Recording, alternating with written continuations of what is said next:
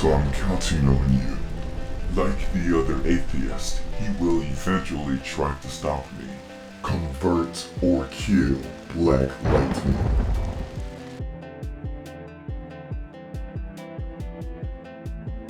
Hey everyone, I'm Black Lightning. Homosexual Transpeople. I've talked about this very briefly in previous videos but never went into greater detail on this topic. This video is to inform you that sexual orientation and gender identity are two different aspects of a person. When some people see a trans woman who is attracted to women, they say, well, they could have stayed a man then if they still liked women, and vice versa for trans men who like men. There's a problem with that. Just because someone identifies as a man, it doesn't mean they are automatically or supposed to be attracted to women. That is why you have gay men in the first place. Just because someone wants to live their lives as a woman when they were born male, it doesn't mean they like men. What gender you identify yourself as and who you are attracted to are two different aspects of yourself. Let's say you have a woman who likes men, but later on she becomes a trans man. Most likely she is still attracted to men. She was straight, but now he is gay. I talked about everything I wanted to talk about in this video, but it is way too short for my liking, so I want to talk about something else. Segment 2. Are drag queens offensive to transgender people? This is in regards to the gay pride event in Scotland that banned drag queens. In my opinion, no. Drag queens are performing for entertainment. It's a highly exaggerated performance of a woman, and trans women are not exaggerations. Trans women live their lives as women while drag queens don't. It's silly that people can't make that distinction.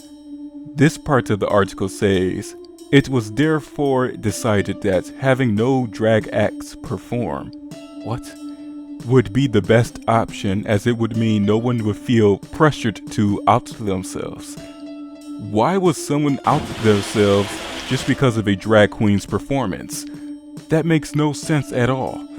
I think the ban was another example of people being easily offended and being irrational. This quote-unquote progressive thinking is shooting itself in the foot. I'm for transgender and transsex people living their lives how they want to live it, but I think this is going a bit overboard. This video still isn't long enough, so I'm going to add a third topic. I'm keeping it focused on trans people so the topics I talk about in this video stay coherent. Segment 3. Should we allow children to be transgender? There's a lot of understanding concerns regarding this topic. One of them being, what if the child just wants to cross-dress but doesn't want to live as an alternative gender? I believe parents should be in the middle ground in figuring out if their child is transgender or not. Don't force your child to be transgender, and don't force your child to live by the gender norms associated with their sex. Forcing your child in either direction could potentially harm your child.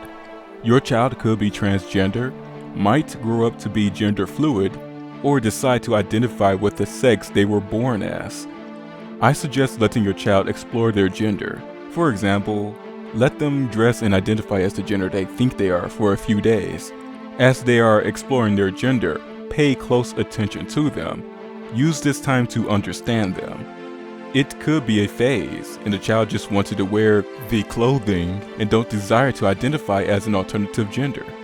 Just because a child expressed interest in wanting to be a girl instead of a boy, or a boy instead of a girl, it doesn't necessarily mean you have to give them HRT and a sex change. If your child has intense gender dysphoria, that might be the case for them, but a child with no apparent gender dysphoria should be able to explore their gender. Who knows, they could change when they're a teenager or adult. I may have unintentionally started a new video format for when a video is a bit too short for my liking. I canceled a lot of videos because they were too short. Anyways, thanks for watching and take care.